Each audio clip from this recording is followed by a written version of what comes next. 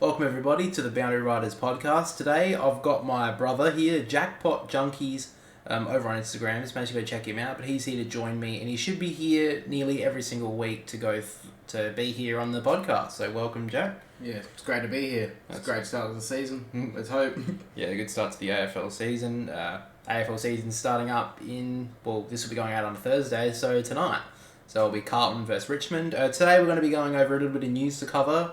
Then we'll be going into our round one tips. We're also going to be covering the game of the week, where in the game of the week I will be live streaming it on this main channel, Boundary Riders. And then my brother will be giving a little bit more on the betting side of things. He'll be talking about the same game multi. Yeah, same game multi, bit of everything that my channel does to help you guys out in your gambling insights. And of course, before we start, obviously, gamble responsibly. Yes, as always. As always, gamble responsibly. Yeah. And then we're going to be going through the rest of our tips. We'll be going through my brother's fantasy team, a little bit of an update on mine, as there is a couple of injury updates. And finally, we've got a new segment will be coming at the end of the episode, which is called Hot Takes. But let's move into the news first. And as we have seen, if you watched the first episode, which was on Monday, I believe, we saw Collingwood allow Port Adelaide to wear their prison bars. And now we've heard former president of Collingwood, Eddie Maguire, come out and give his thoughts on the whole situation. He was on Footy Classified on Tuesday night, I believe. Yeah, Tuesday night, and had some choice words to say about the South Australian media. His exact quote was, "In Adelaide, the press is sycophants over there. They will do whatever it takes. They will do whatever they like for the local sides. And in Melbourne, anything that G's up the Collingwood supporters is clickbait, and they go with it." Now, I posted this on the Boundary Riders Instagram, which you guys should go follow if you guys want up-to-date news and stuff. I just thought it was pretty funny that Eddie Maguire was actually talking about the Adelaide press doing what they like for the local teams, when everyone outside of Victoria will probably know that that's how the Victorian media portray the Victorian team. So I just thought it was pretty funny. We even noticed it when we saw the Swans Collingwood game last year in the prelim.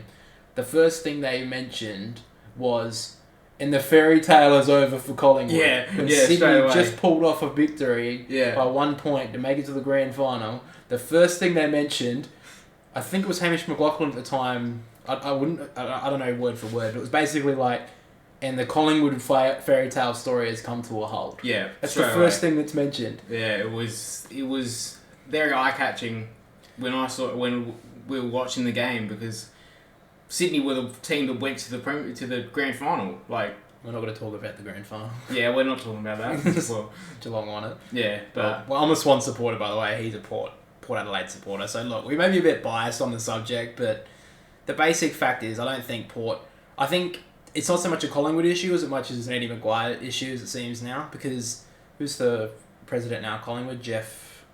I can't remember his name. Whatever his name is, but David Koch said that Collingwood have been hard to deal with when Eddie Maguire was there, but now they're trying to sort out the issue a lot better. And it looks like it was more Eddie Maguire trying to flex his muscle as like one of the big people in the AFL. Yeah, he still thinks he's still got a role in the AFL, which I don't even know why he's a part of Footy Classified, to be honest. He's not anywhere in the AFL anymore. Yes, he was I get why he was there for Collingwood. I get why he was there for Footy Classified when he was a president of Collingwood, but he's not even a part of the AFL anymore. Yeah. He shouldn't be on there. And now he's basically, all he's done for Collingwood really in the past, 10 years, is change the club's perception of one of the biggest clubs, one of the most successful clubs in the AFL, to the most racist club in the AFL. Yeah, we're not going to talk too much about that, but Jesus Christ, I don't think. And then that's the reason why they got rid of him. That was one of the reasons why they got rid of him in the end. Yeah. But let's be honest, he went at Port Adelaide or the SA media when really the problem was pretty much resolved by the two presidents that are in now. David Koch and Collingwood's president. Yeah. It was all solved, and for some reason he had to poke his nose in the whole. I mean, look, I'm sure Footy Classified.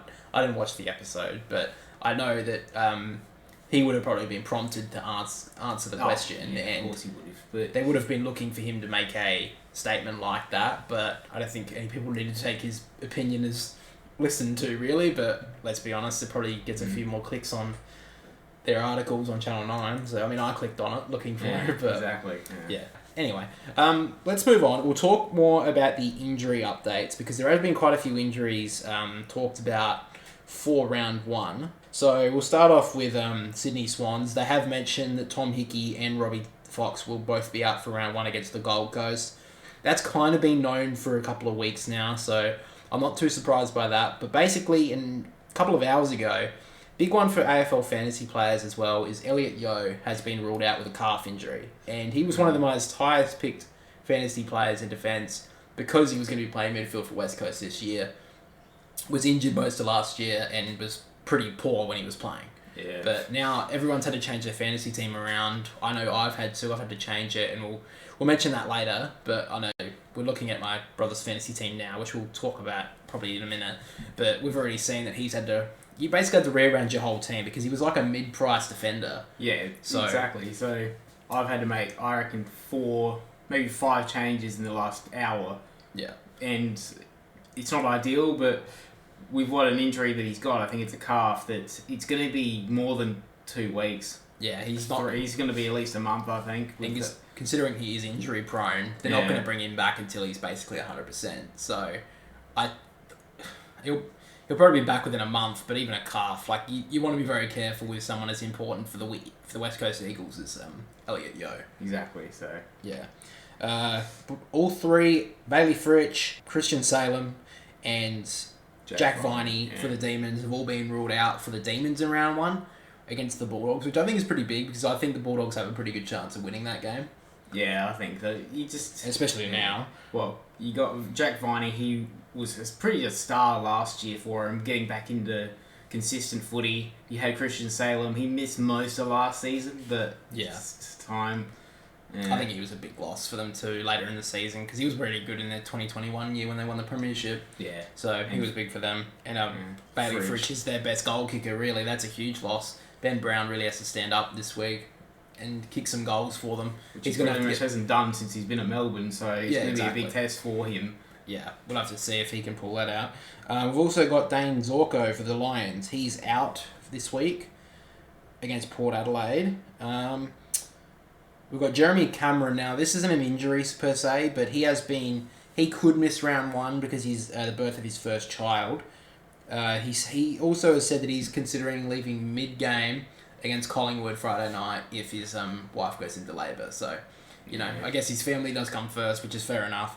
I don't know if I would assume that he's going to play round 1, and usually these sort of things don't really impact. I mean, it's very unlikely that his wife will go into labour while he's on the field. Yeah, but it's always a thing that can happen. So, but I still think I don't think Geelong will have any issues against Collingwood. Stephen May actually as well was a good one. Mitch Cleary from AFL.com has also mentioned that Stephen May has a calf concern. He hasn't been ruled out yet for the Demons, but if he is out, that's a huge one for the Bulldogs because huge one for the Bulldogs because Aaron Norton, Rory Lobb, and Sam Darcy and Hugo Hagan as well. They're gonna have a really tall forward line. So if they lose their best defender in Stephen May, that's huge for the Demons. Because they're planning on playing, I think, all 4 of them, which up forward is shocking. Yeah, I've heard that one that they're playing all 4 of them. Yeah, I've heard that too. I don't know if that's gonna work, but if it does, it does. But it's never worked in the past for any other teams. Port Adelaide tried to do it last year with Marshall, Dixon, Georgiades, and their rotating ruck. Finlayson was the one, yeah. So, I don't know, it doesn't work out very often, if at all, really. I mean, that's why GWS were kind of happy to let Jeremy Cameron go, because they were getting so many forwards up there. They weren't happy to get rid of him, but it was the one spot the Giants could afford to lose a player back then. But now, not so much. And even Geelong last year, they wouldn't play Radicalea because they've had to transfer him into a defender because they can't play him forward because of Tom Hawkins and Jeremy Cameron. So that's probably all the injuries for now. There'll probably be a few more. The teams will be announced today, so we'll probably be. I'll definitely keep an eye on that for my fantasy team and the reserves because there'll be a lot of reserves. There'll be a chance they'll be coming in. We can talk about the debutantes as well. We've got Alan Davey for the Bombers. He's been announced as debuting for the Bombers. We've also got the West Coast Eagles announcing that Campbell Chesser, Ruben Jinby, and Noah Long will all debut for the Eagles this weekend. And also Jaden Hunt will also play first game for the Demons. We've also got the Carlton duo in Ollie Hollands and Lockie Cowan will both debut for Carlton. That's tonight. So that's a pretty big one for them. Not so much... I mean, that sort of fantasy, they're both in the 200s. I don't really think many people are going to be picking Cowan, to be honest. Nah, he hasn't been picked. Hollands, though, he did play pretty good against the Swans in that practice match. He was very contested. He had a good first half. He kind of fell off in the second half. I did watch that game, and he did look very strong. He looked like he was running all day. And in the commentary, they were mentioning that he ran all day, he wouldn't stop. So that's a good one for, like, he should get touches. Well, he should get touches if he's around the field all the time. It's just, I don't know, with Carlton's midfield quite strong, I'm thinking... I haven't really mentioned anything about Sam Walsh yet. Has he been ruled out? Yeah, he's been... Has he been ruled out for a couple of weeks? He's been ruled out for a couple of weeks because I think he's only just got back into contact training in the past week or so. Okay. So he's definitely not playing this week. Yeah. So they picked up Blake Acres as well. So I don't know how many touches he'll get. He'll probably play off that like dead half forward line. So he'll probably have a very up and down start to the season. Yeah, he's not one you'd have on your field in fantasy. He'd just be a casual, I think 40 points a game. Not worth it. Yeah, I'd probably say about 40 a week. But let's get into the tips. So round one has begun. Round one will begin tonight. We've got the first 9 games. Be a big start to the AFL season, and as we start with the traditional game, Carlton versus Richmond. Now, Carlton last season came off a demoralising couple of losses to end the season. They should have made finals, really. It was midway through the year when they beat the Swans. I remember I was at this game. They thought they were going to finish almost top 4, Carlton. And they were thinking premiers. Some of them were thinking premiers. Yeah, I think it was blue baggers, flaggers. Yeah. So, I mean, but last year they started off with a win against Richmond, which broke a huge drought. Yeah, so he did start the era of under Voss pretty well. Yeah, so Michael Voss, he's a little bit under pressure this year, I think, starting off. He has to kind of get Carlton to finals. Yes, he does. Yeah. So Carlton will play... Yeah, Carlton and Richmond. Richmond got a couple of good pickups, Taranto and Hopper, but is their list aged too long now? They got a lot of old players. Rewalt, Lynch is getting up there now. Martin, Cochin, Glenn Grimes, Robbie Tarrant. On every single line they're pretty old. Yeah, so I think if they start, they're going to have to start strong because they may fade late in the season. So Richmond. Yeah, I think so. That's probably right. And also I think in this game they're going to have to start well too because Carlton. Yeah. They also missed the finals, so they've got a couple of extra weeks on training, like pre-season. Yeah. And then sometimes the finals teams do start off a little bit slowly. So, I don't know. Who are you picking? I think Richmond. I think they've got the experience of the midfield. It might take a bit long to gel, but I think they've still got it. I think Richmond will win. Yeah, pretty comfortably, I think, actually. Pretty comfortably, alright. I've picked Richmond to win this game as well, purely because I did pick Carlton to make the 8, if you guys saw my ladder prediction last episode. But I think Richmond... It's hard to trust Carlton yet. I think that's the big thing that Carlton... The trust is not there yet. I wouldn't be surprised if Carlton pull off a win in round 1. I think they have to start the season off well. But Richmond, I feel like they're going to want to... If they want to make finals this season, I think it'll be a good test to see if they want to make finals and they want to prove themselves. This game's a real proving game. If they win this game, they can prove to the league that they've still got something. But if they lose it, I feel like bottom 10's a pretty easy finish. Almost off round 1. Yeah. Yeah, maybe. Maybe? Yeah, I think so, yeah. Yeah. Just to wait and see. Alright. So now we get to our game of the week. Now this will be the game that I'll be streaming live on the channel. I can't stream the game live, but I can commentate it. It's Geelong versus Collingwood. So this game was the qualifying final of last year. Pretty big game. Collingwood almost won it, but Geelong just pulled off They won by what, 6 points or something in the end? Yeah, 6 points. Yeah, 6 points. Yeah, so Geelong just won. This will be a huge test for Collingwood because most people have ruled them off, including myself. And me, definitely. And you. But this is your same game multi, so this is what we were talking about. So if you want to follow all the same game multis and stuff like that, go follow Jackpot Junkies over on Instagram. Yeah. But yeah, this is I'll let you go away with that. Yeah, thank you. So pretty much I'll be doing a same game multi for every game of every round of the AFL season. Tips and all that will be put in multis as well for every game, every round. So this week is pretty simple in my opinion. The line is about 16 to 19 and a half. I think it's going to be that close, pretty good, to Collingwood. Plus 19 and a half. Last 3 times they've played each other, they've been under 3 goals. Pretty close game. Taylor Adams, he starts off well in the season when he's fit, and what I've heard from Monday's press conference he's going to be pretty good. I've got him for 25 disposals. That's about $2, that is. You got Jamie Elliott, he scores every game. He's just that consistent. You got Jeremy Cameron for 2 goals. He's last 2 games he has scored 9 goals against Collingwood, so I assume he's going to go again. Yes, the baby, but I don't think that's going to matter. What you got? You got Guthrie, 20 disposals. He's always consistent for that, and Tom Stewart as well. And that's probably about $8 at the moment. So jump on, guys. It'll be one to watch. Yep. All right. Well, we'll put that up on the screen as well because you said you post that. Yeah, I'll post it after the podcast. Yeah, so I'll just put that on the screen as well. And also, if you're going to gamble, guys, gamble responsibly. As always. As always. All right, so don't... And also be plus 18 as well if you're doing betting. So your tip for the game is Geelong?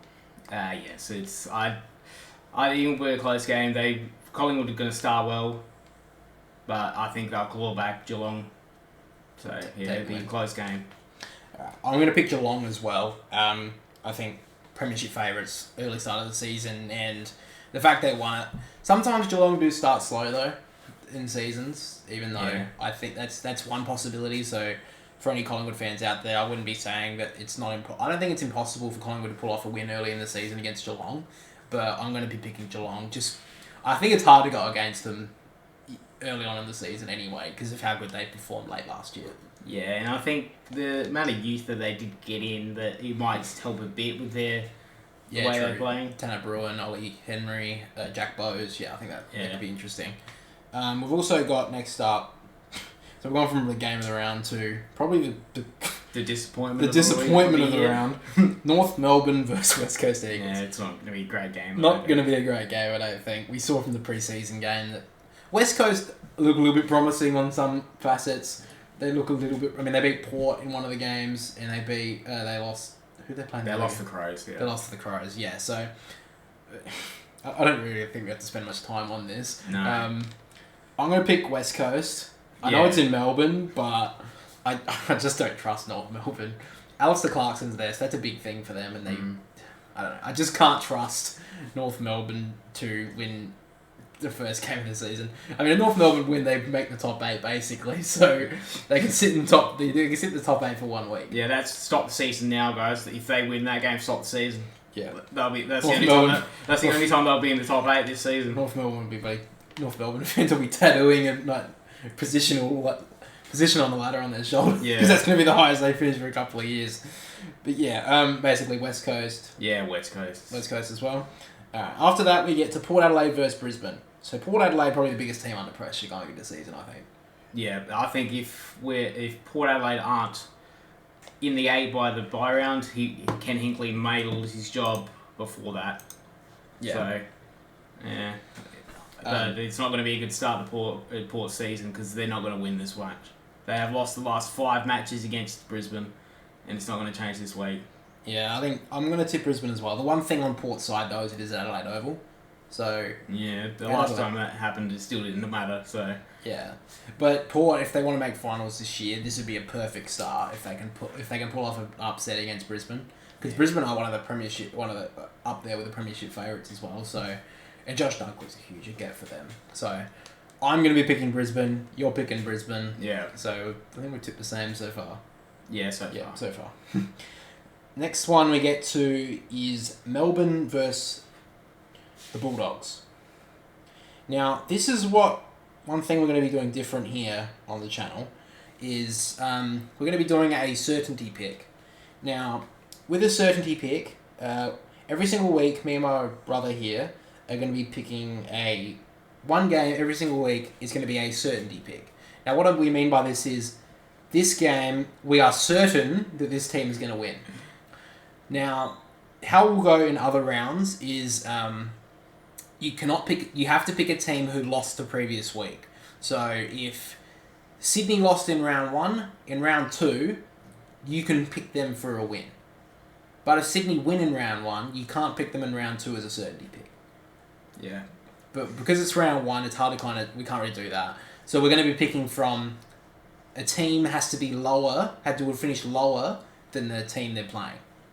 So this week, my certainty pick is going to be the Bulldogs to beat the Demons.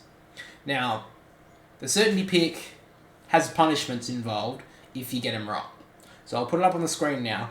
If you get a wrong tip, if I get it wrong this week, and my brother gets it wrong this week, or one of us do, we have to eat 2 Weet-Bix with no milk, no nothing. It has to be solid Weet-Bix, which is fucking gross if any of you have done that before. Then obviously, as the wrong tips go on, we're going to be getting worse and worse punishments. Now, I've gone up to 5 here, and the 5 one is where rivals Guernsey for 24 hours. Now, as we mentioned earlier, I'm a Swan supporter, my brother's a Port supporter.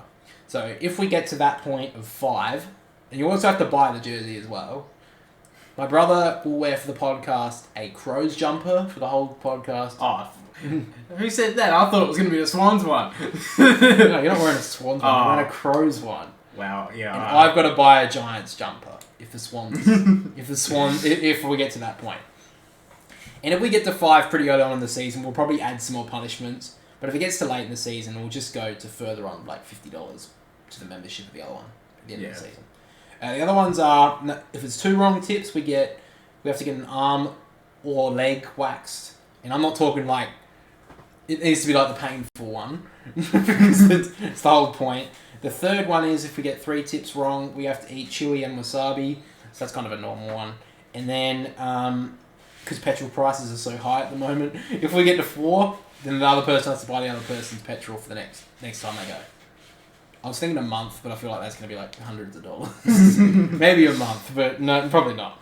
But yeah, that's basically, I think, alright, the last thing as well is, because I've picked first this week, my brother will pick first next week, because it's a bit unfair if I pick them first because we can't pick the same game as a certainty pick.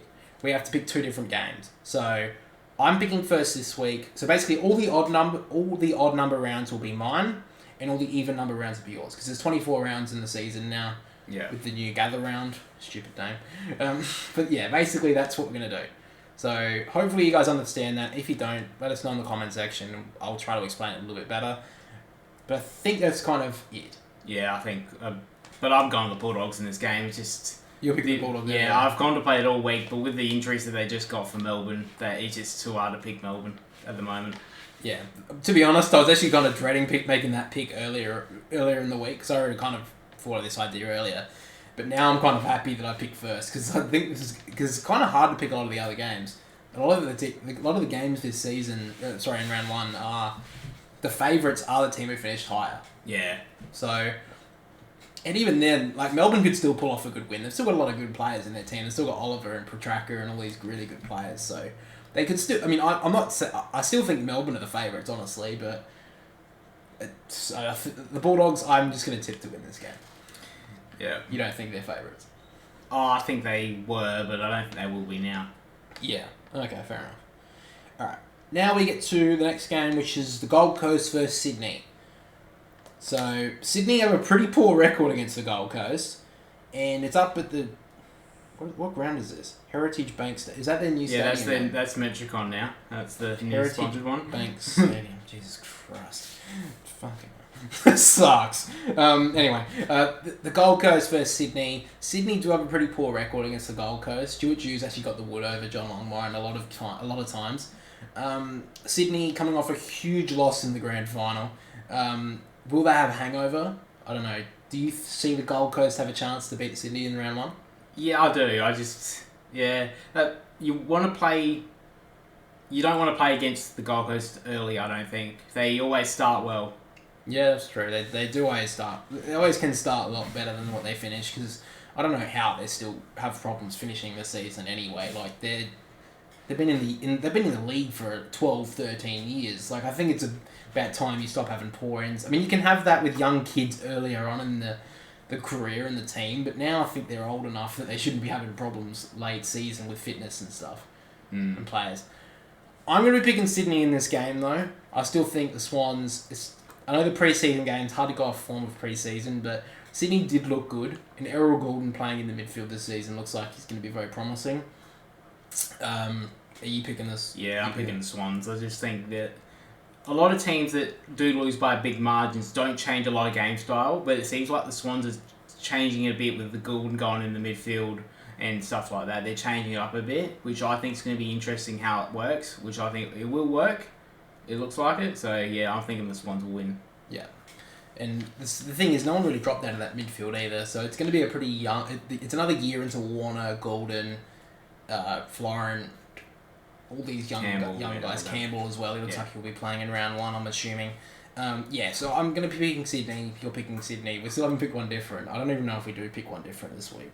Yeah, so, we didn't discuss all the tips for the... Yeah, we didn't actually discuss this, but yeah, anyway. We move to Sunday, the Giants versus the Crows. This is a pretty hard one to pick from because both of them had a pretty poor end of last year, a pretty poor year last year. The Giants, it's hard to put where the Giants are going to go. They lost another two midfielders. It looks like they're going to be going further down than up this season. I can't see the Giants doing much at all. They've still got really no forward line. No, the trial of Himmelberg back, I think backfired a bit. They're going to start him back forward, I think, and Jesse Hogan just has to stay on the field. So, if he can, they've got some target, but that's really much it. Yeah. Now the Crows got Isaac Rankin. That's a pretty good up forward for them this year. They've got Darcy Fogarty, who had a pretty good end to last year. Taylor Walker's up there too. The problem with the Crows is they really rely on Laird in the middle. And it's hard to say if Sloan's going to be anywhere near as good as he was. Yeah. And their defence is very young. I mean, they've got Jordan Dawson down there, new captain, but it's a really hard one to pick. Who are you going with? I've went in the Crows. I think just with that firepower up forward, they've only got Sam Taylor down back, really. Iden, but they should be able to kick a winning score, the Crows. Alright, well, this is our first difference because I've gone the Giants. I think the Giants in Sydney would be... If this was at Adelaide Oval, I'd be with you, with the Crows.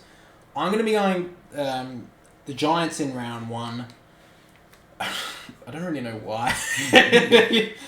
I feel like the midfield of the Giants will get on top of the Crows, and it's going to be hard for the Crows to stop the likes of Harry Himmelberg if he's up forward. I feel like the Crows are just going to find it hard to get it in the forward line with their midfield. If the Giants play not a defensive style of midfield, but if they are willing to win the football and play on the defensive side of the Crows and not run forward all day, like they have been in the past, they've been quite a selfish football team with like a very pretty football team. They, run full. They're always on the forward. They're not many defensive midfielders like a Touk Miller or something for the Gold Coast. Not someone who's a two-way runner. If they're willing to run forward and they get the ball forward enough, the Giants should win, in my opinion. Yeah. Do you understand what I'm saying? Yeah, I get what you're saying. I just don't. I kind of drifted off towards the end of it, but yeah, I'm going to be on the Giants. You're going Adelaide. Yeah. Now we get to another cellar dweller again. I don't know. But it is a rivalry. Yeah, it is a rivalry. It's one of the bigger rivalries in the comp. Essendon versus Hawthorn. Hawthorn, I think they're cut way too young. Yeah, 100% they have. Like, what, they got Bruce, Sicily. Even he's only 28, 29, so it's not that... It's not... They've got no forward line. They've got a very young forward line. Luke Bruce is their really only experience. Their midfield... Newcomb and Warple did look pretty good in the pre-season game. I think they could be promising for the Hawks in the future. But not now, no. Not now. No. The Bombers, on the other hand, haven't looked that good either. Let's be real. They've not looked that good either. They did change their captain to Zach Merritt. I don't even know if that was a really good change, but who else did they have to pick from? I'm surprised they didn't keep it as Heppel, really. I thought they were going to keep it Heppel. Yeah. That's what most of the players were thinking. So... Yeah. I think the Bombers will win this game purely on... If you just look at both their their lineups, really, like... There's not really a best 22 for Hawthorn that can beat... Especially in the midfield. I think Essendon will win it in the midfield. They got Dylan Shield, Darcy Parish, Zach Merritt, Sam Draper. I feel like that's a better midfield than Warple, Newcomb. Who's their third midfielder? Dylan Moore probably goes through there. Dylan Moore, I guess, but and Lloyd Meek or Ned Reeves, one of the ruckmen from Hawthorn. So I think Essendon have got a pretty decent forward line. They got Peter Wright, they got Sam Wiedemann now. Tip and Woody's back for them. Oh, I don't think he plays round one, but yeah, you got to. Yeah, he's going to be. He did play the trial game, didn't he? Yeah, but I don't know. I think he still looks a bit unfit. I know Kane Corns said that doesn't mean it's wrong, but yeah, he did look unfit. So it'll be interesting. Who are you picking? I went for a certainty pick, and I've picked an Essendon. All right, so that means that our certainty picks for this week is the Bulldogs for me to beat Melbourne, and Essendon to beat Hawthorn. Yeah. Now, Essendon did finish lower than Hawthorn last year, which I couldn't remember. My brother had to quickly check to make that pick. That means that, so if Hawthorn beat the Bombers or the Demons beat the Bulldogs, one or both of us next week will be eating Wheat Bix without any milk. Yeah. So it's obviously not a very hard one. Well, it is a bit hard. I don't think fucking anyone wants to eat Wheat Bix. Have you ever had Wheat Bix without milk? No. It sucks. I think I had half of one once and I spat it out because it's basically it's just wheat, so it's not good. It's like cardboard, but it's a good one to start off with, and hopefully it doesn't happen earlier on in the season. I'm sure one of us will get it wrong early, and then we'll be a little bit more cautious because I don't think anyone wants to eat wasabi, and I definitely don't want to wear a Giants jumper. I know you definitely don't. I don't want to wear a Crows one. Yeah, so 100% I don't want to wear a Crows one. All right, we'll get to the last game of the round. St Kilda versus the Dockers. Now, this is in Melbourne, so it does bring a little bit of questioning into mind. However, the Saints have a huge injury list. It's the biggest one in the comp, isn't it? Start the season. Yeah, they've got Max King's obviously out. Tim Membry's out now. That was another injury I was supposed to mention. Who was their pickup in the trade period? It was Zane Cordy from the Bulldogs. I don't think that's exactly going to win him a premiership. No offense to Zane Cordy. I mean, he won a premiership with the Dogs. Yeah. But I don't think Zane Cordy's going to be getting the Saints' first premiership in 50 years. I'm sorry to Zane. I'm sure he understands. But I'm sorry, he's not going to win you a premiership. No, but it's the one position they had perfect was their defense. So yeah. Yeah. Now the Dockers, on the other hand, I feel like they're going to struggle to put Luke Jackson in this team. He's not much of a goal kicker. They showed that late for Melbourne last year that they chucked Gawn in the forward line because they didn't want to have Jackson up forward. They chucked Jackson in the middle. So can you put Darcy in the forward line? I don't think you need the big bustling ruckman needs to be the ruckman. He can't be the forward because. And he looked good in those trial games too, Sean Darcy. Yeah, his best performances are when he is the sole ruckman. He just doesn't make any sense. Yeah. I mean, look, Luke Jackson's a very good young player. I mean, he won the Rising Star 2 years ago. Yeah. So I'm not going to say it wasn't a bad trade, obviously, but I feel like he's just going to be struggling to find a spot in that team. And for me, I will be picking the Dockers this game, but I feel like they're the question mark of the whole season. Where are they going to finish? Are they going to finish in the top 8, or are they going to finish outside?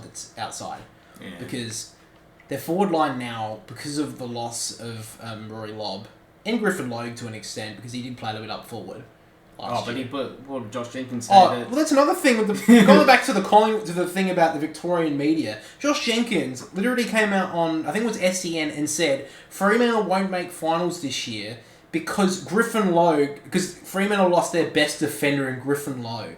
I'm sorry, Josh, but I'm sure Alex Pearce and Luke Ryan. Yeah. I've got something to say about that. Well, even Brandon Cox, I think, is better than Griffin Logue. Yeah, no offense to Griffin Logue. I think he's a good player. But he's not even the fourth best defender at Fremantle. Yeah. Let alone the best. Yeah. No, that's just stupid. But anyway, now that the Dockers they've got to rely on their smalls, and their smalls are good.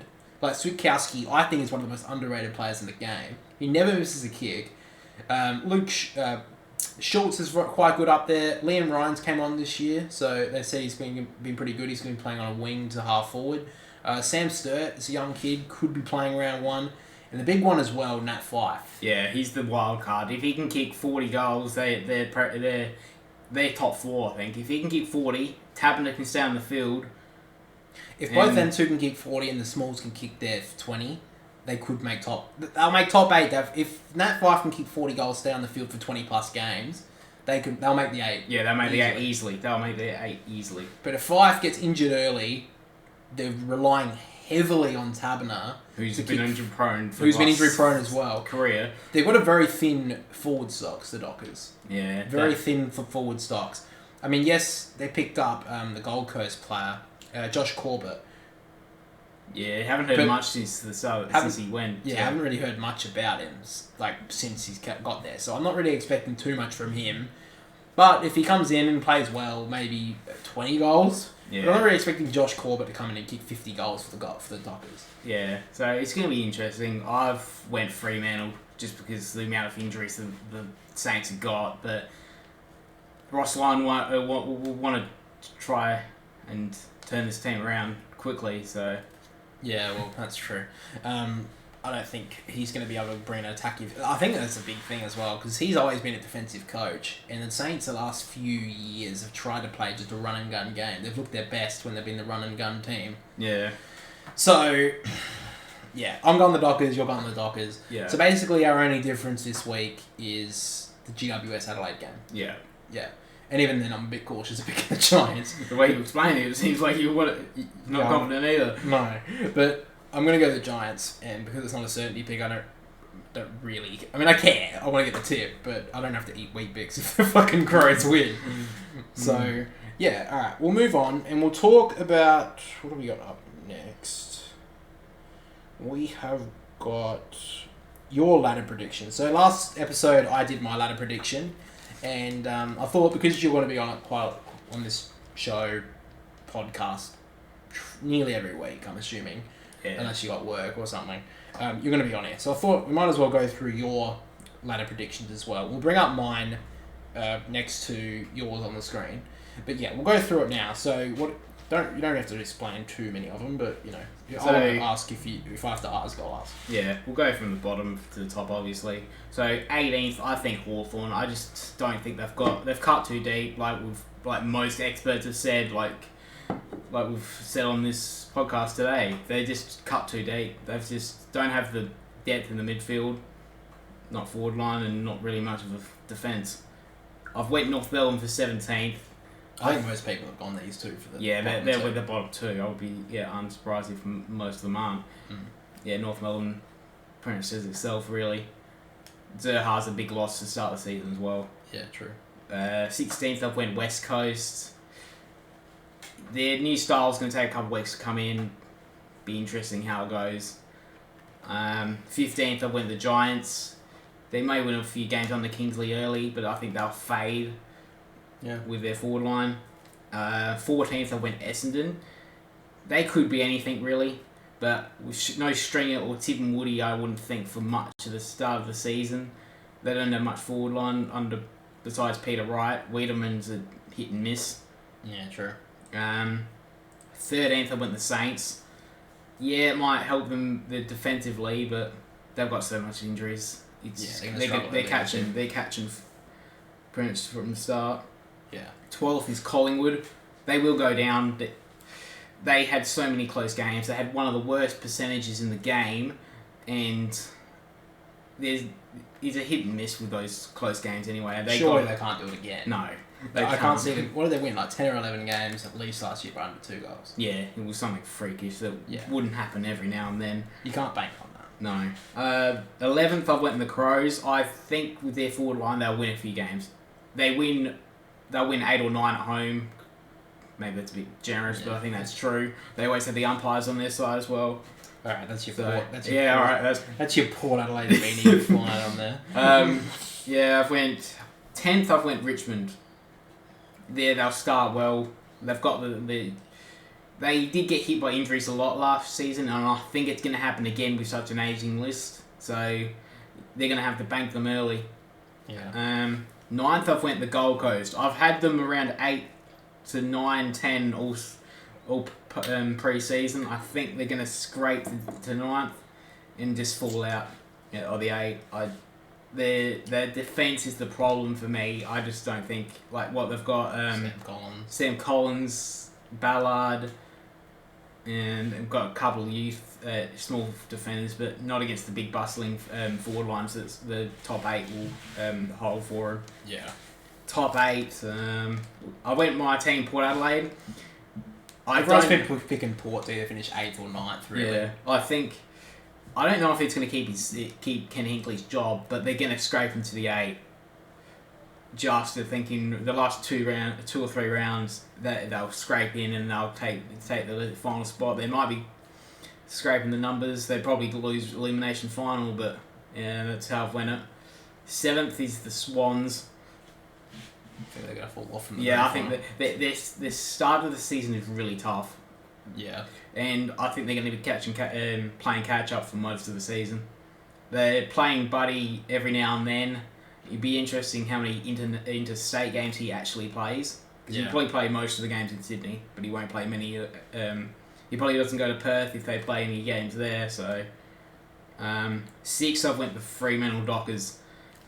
That's purely because their midfield is stacked, and the forward line will be the question mark. They've got plenty of good defenders, so it's going to be the amount of their scoring opportunities are the problem. That it's been their problem for years. They can't kick a winning score, but I think it's kind of going to change this season. I don't think they've ever really had a good forward line. No, I mean, even when they not since Pavlich really. But even then, they never had a second. They never had 2 key forwards to kick to.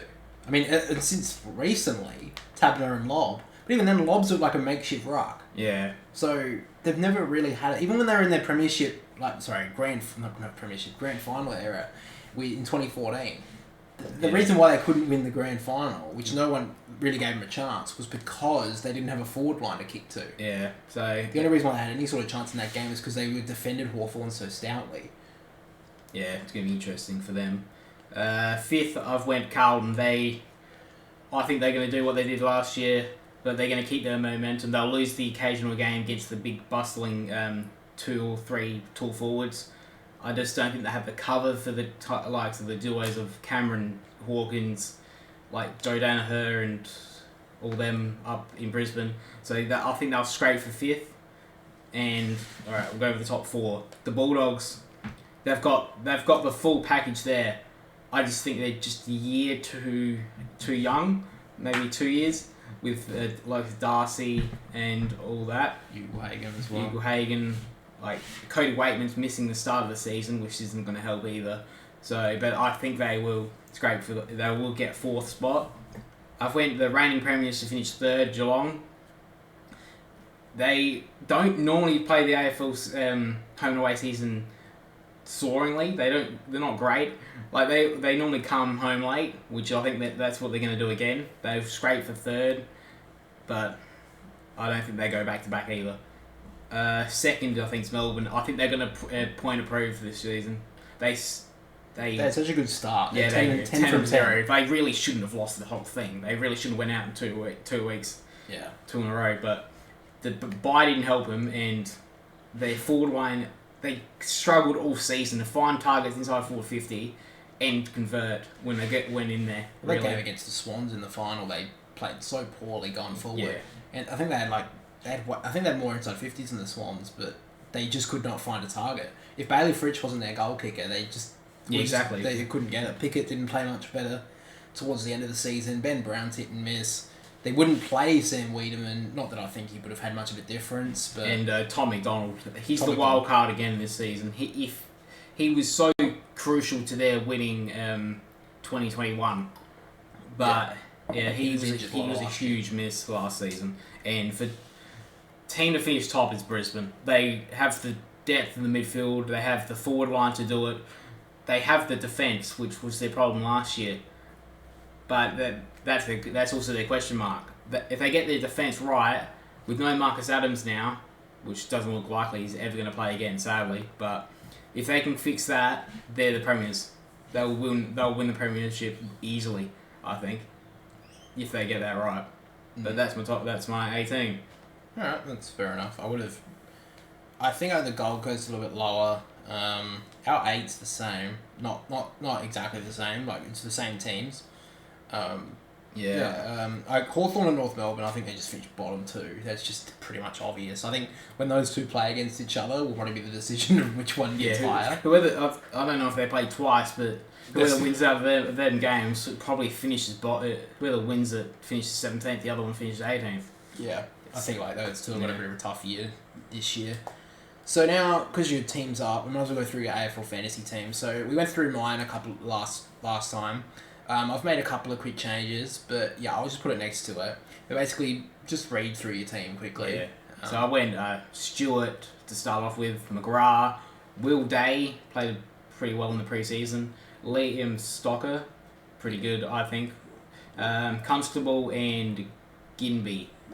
Yeah, so that was my defence. That's a pretty obvious one. Tom Stewart's a bit of a point of difference, and Liam Stocker is too, but he's only got like a 0.4 I saw that. That was shocking in my opinion. But with the miss of Yo, I had to change everything really to get some points, money everywhere else.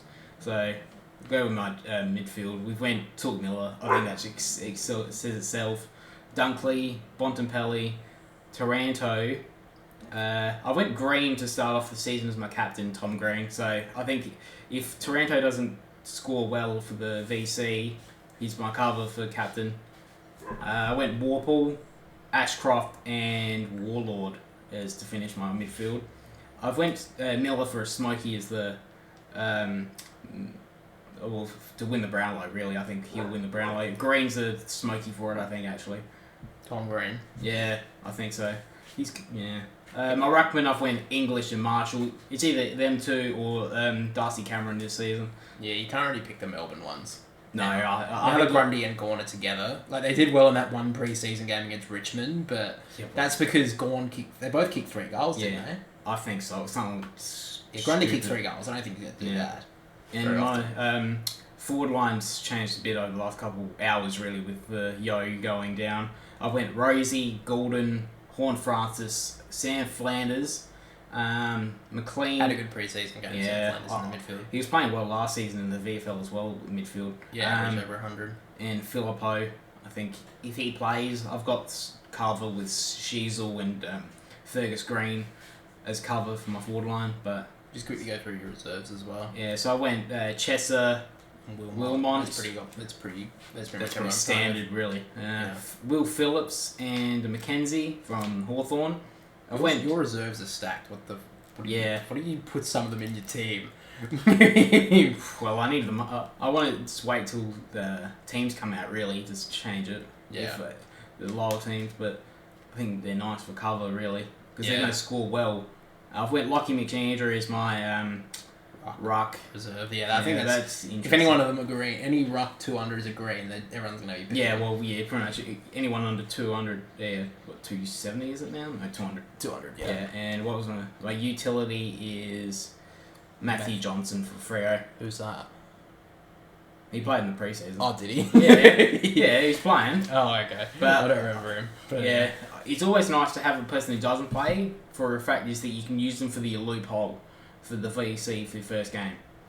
Oh yeah, true. But I mean, you probably do that with Ruckman. Yeah, that's what the Ruckman. So I don't think any Ruckman never played really to start off the season. Yeah, I think it's out of like McAndrew, Heath for St Kilda, and I think there's one more that could play. I don't know who that is though. Yeah, someone else. Yeah. Alright, so now we get to the final part of the episode, which we're going to be calling hot takes. Now, I didn't tell my brother this because I wanted to kind of start one. And this is probably going to be like the hot take. It can be with it can be do with the seat. You could do like this round, this year, any time in the AFL really, history and that sort of stuff. Anything that's like a hot take, which not many people would agree with, but it's something that, you think is like a really controversial opinion. And not political or anything like that. No, we're not doing that. We're not doing that. So the first one I've gone with is, a hot take is that Joel Selwood, who retired from Geelong last year, captain, champion, probably Hall of Famer, has never been the Cats' best midfielder. If you think about it, when he was there early on in his career, obviously they had Gary Ablett. Yeah. And Gary Ablett, look, let's be honest, probably the best midfielder, probably the best player in the past 20 years. Gary Ablett. I think he's the best player I've ever seen. I'm 24, and in watching footy for under about 15, 20 years, he's the best footballer I've seen play. And even as a Swan supporter, and seeing Buddy Franklin, I still think Gary Ablett's the best player to ever play the game. Would you? Yeah, I'd say that. It's not really much of a debate. And then he went to the Gold Coast in 2011 or 2012? 2011. 2011, okay. And then they won their premiership. And I don't think he was their best midfielder then. And then a couple of years after, I don't think he was their best midfielder. I mean, who did they have at the time? I think they had Joel Corey, James Kelly. Bartel was probably their best midfielder. Yeah. And then went after... before Dangerfield. 2014, then Paddy Dangerfield came to the club. Yeah. So, for someone who has probably been the best has been thought of like one of the best players for Geelong, I don't ever think that Joel Selwood was the best midfielder at Geelong ever in his career. And now that he's retired, there's not a chance that he's going to be. Yeah. So, I mean, I'm not saying I have to agree. I'm sure there are a lot of Geelong supporters who are like wanting to punch me right now. But or Duck. Or Duck. He was always good at that. Oh, couldn't say. Or Barry Hill, he likes to punch people. But no, I think that's a hot take. Like, I don't think people would see that and like think about it. Maybe now that I've mentioned it, maybe they would agree.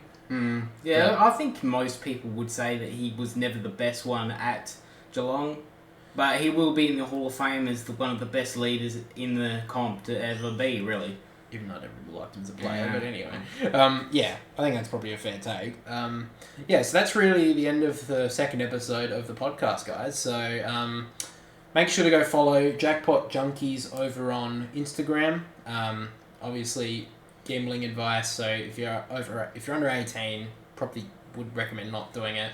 If you're over 18, want to check it out, make sure to go check it out because he's got some very good insights. He's put his whole fucking book here. Make sure everything's right.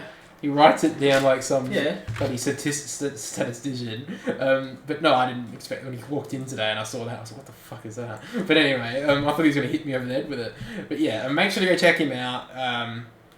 Make sure to subscribe to this channel. Make sure to follow us over on Instagram as well if you want to keep up with the latest news.